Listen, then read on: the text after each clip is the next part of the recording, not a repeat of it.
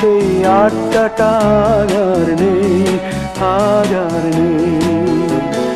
কোথায় হারিয়ে গেল সোনালি বিকেলগুলো, সেই আজ আর নেই। লা লা লা লা লা লা লা লা লা লা লা লা লা লা।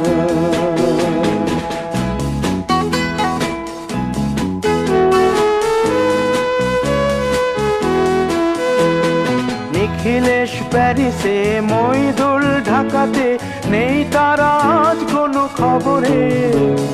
গ্র্যান্ডের গিটারিস্ট গোয়ানিজ ডিসুজা ঘুমিয়ে আছে যে আজ কবরে। কাকে যেন ভালোবেসে আঘাত পেয়ে যে শেষে পাগলা গারদে আছে রমা রায়।